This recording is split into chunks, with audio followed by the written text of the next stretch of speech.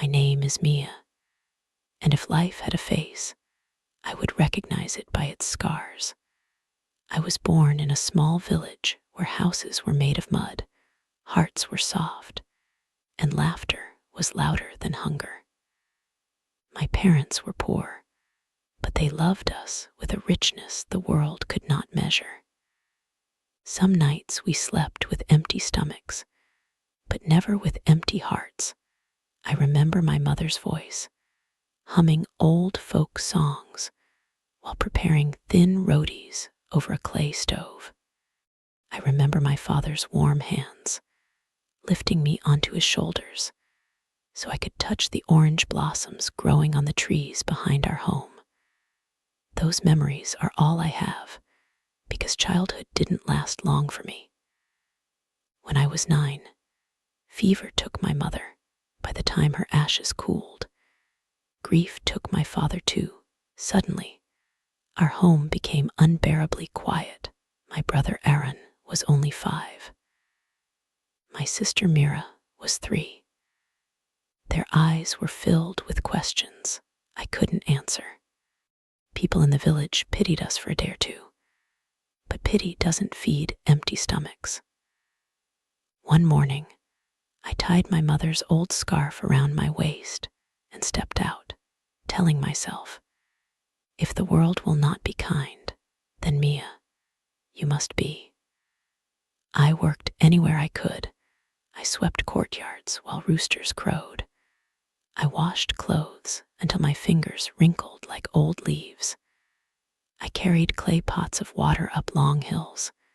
I cooked in kitchens filled with smoke and harsh words. Some people paid coins. Some paid with leftover food. Some paid with nothing but promises. But no matter how little I earned, I brought it home with pride. I fed my siblings before I fed myself.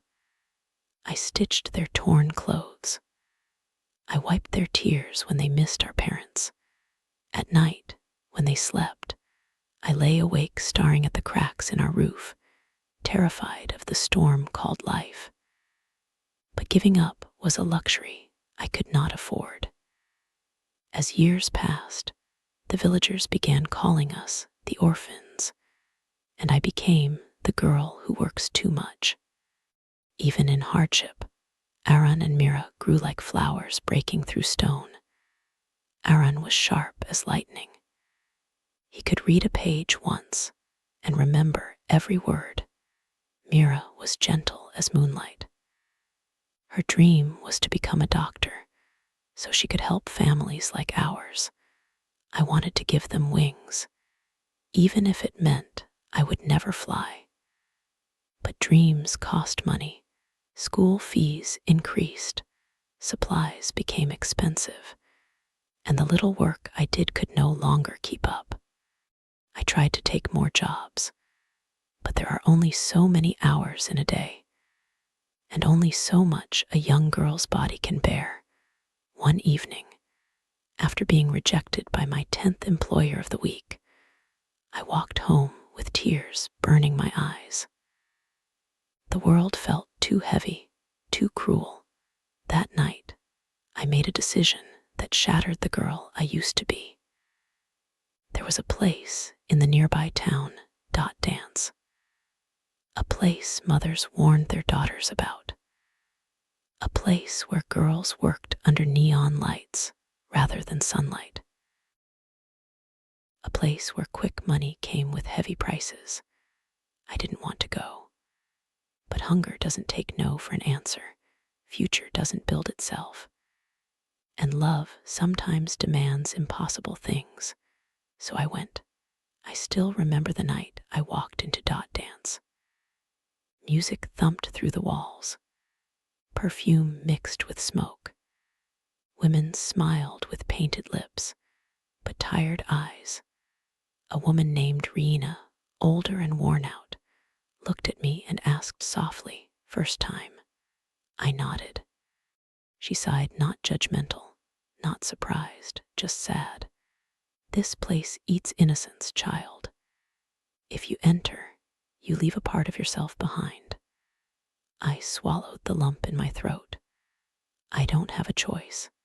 She touched my shoulder gently. Then may fate be kinder to you than it was to me. Life in dance was harsh. I learned to hide fear behind makeup. I learned to smile when my heart was breaking. I learned to lie mostly to myself that this was temporary. Some nights were easier, some nights were cruel. But every morning, when I placed school books on the table, when Aaron handed me his report cards filled with top grades, when Mira hugged me with her little arms and said, "One day, I'll buy you a big house, Diddy," I knew my suffering was not meaningless. I saved every rupee I could. I skipped meals.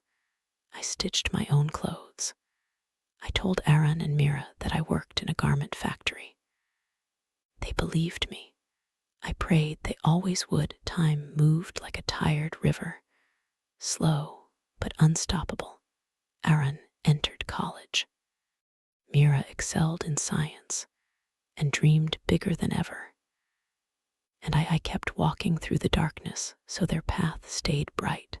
Sometimes, girls at dance asked me, "Why do you keep going, Mia?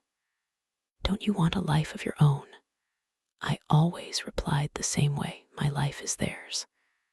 That's enough for me. One stormy evening, after a long shift, I came home soaked in rain, exhausted to the bone inside. The lights were on. A cake sat on the table, and Aaron and Mira stood waiting for me, grown, confident, shining like stars I had never allowed myself to chase. Aaron stepped forward wearing a fresh uniform, a police officer's uniform. Mira followed, wearing a white coat, a doctor's coat. "Diddy," Mira whispered, tears running down her face, "you gave us everything we have." Aaron held my hands. They were rough from years of labor, but he held them like they were precious. "We know what you've been doing," he said softly. "Everything you hid, we found out." Heart stopped, shame rose in my throat, but Aaron shook his head. "No, Diddy, you don't hide your sacrifice anymore. Not from us." Hugged me tightly. "You walked into darkness to bring us into the light. Now it's our turn. You don't have to suffer ever again." I collapsed into their arms, crying like the little girl I never got to be. That night, for the first time in years, I slept without fear. My siblings brought me to the city. They rented a small but beautiful home for me, painted blue, my favorite color. There were soft cushions, sunlight-filled windows, and a tiny balcony with flower pots. I had never lived in a place that didn't feel temporary. Mira bought me new clothes, simple, elegant, comfortable.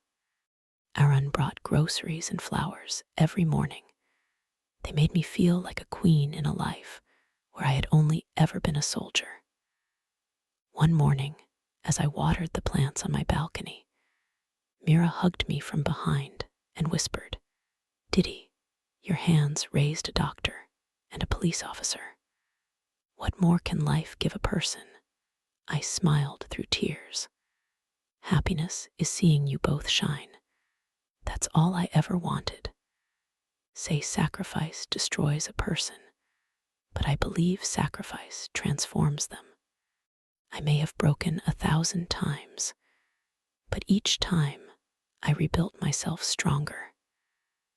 I may have walked through darkness, but I carried my siblings toward the dawn. I am Mia, the girl who lost everything, the girl who gave everything, and the woman who finally received the love she deserved. My story is not about shame. It is about courage. It is about resilience. It is about choosing love in a world that often forgets it. And if you are listening to me today, remember this: you do not choose the life you are born into. You choose the life you build. And even broken wings can touch the sky if the heart behind them refuses to fall.